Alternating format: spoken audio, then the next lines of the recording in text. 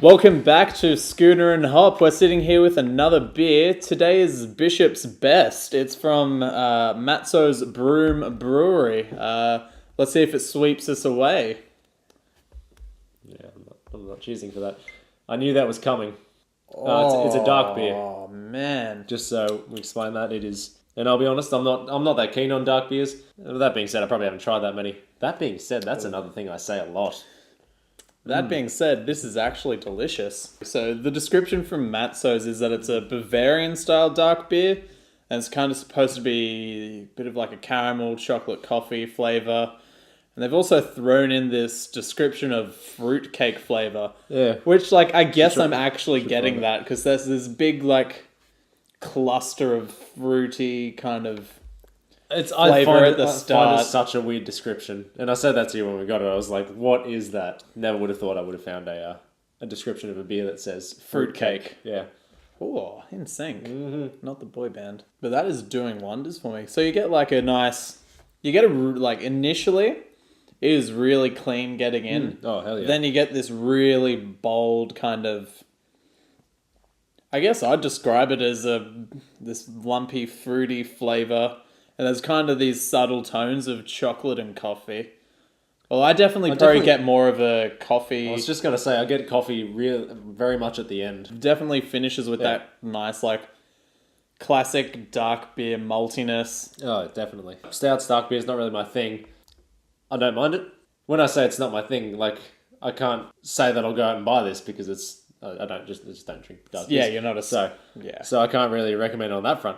For anyone that does like a dark beer, I find it's not that overpowering of a flavour.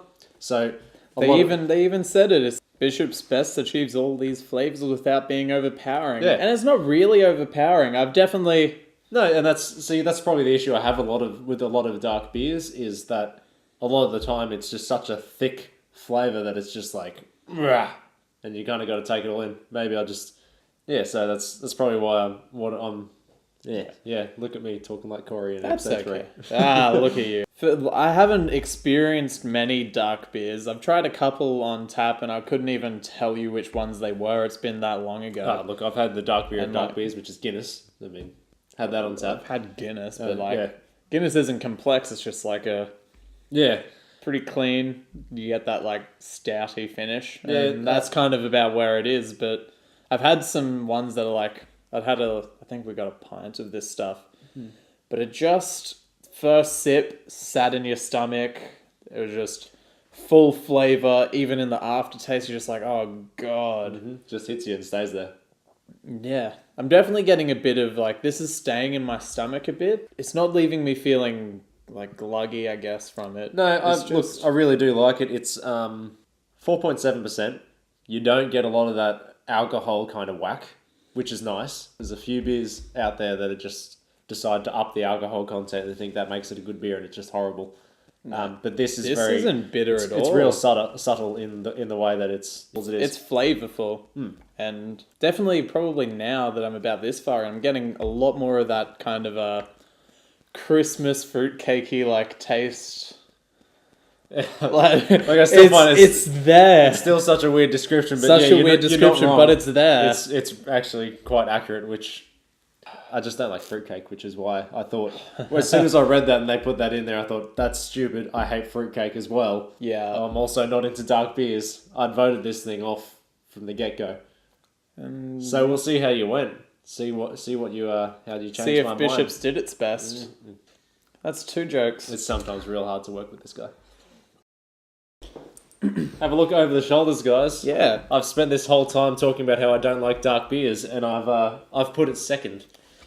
Mr. Tried and True Cooper's fan. Mm-hmm. So why do you reckon you'd rank it in between the Goose and the Coopers? So the Goose, I mean, we raving about that last week. That did way too well. Or the other week.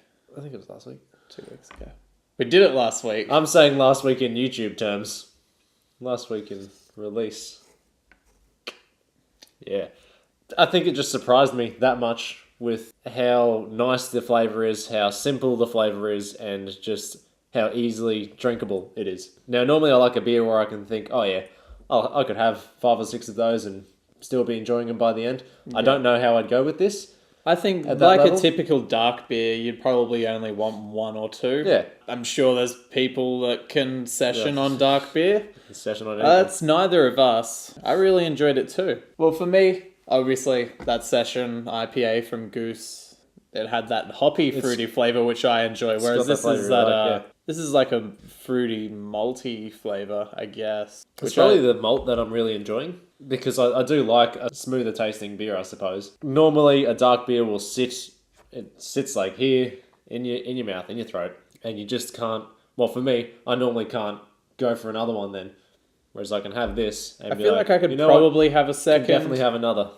Bishops did its best. It did its best. And it definitely impressed both of us. It did its best, guys. You call back to the initial pun, it swept us away. It did. It really did. It really did. Cheers, Broome. Yeah, all right. Well, we've been Schooner and Hopp, guys.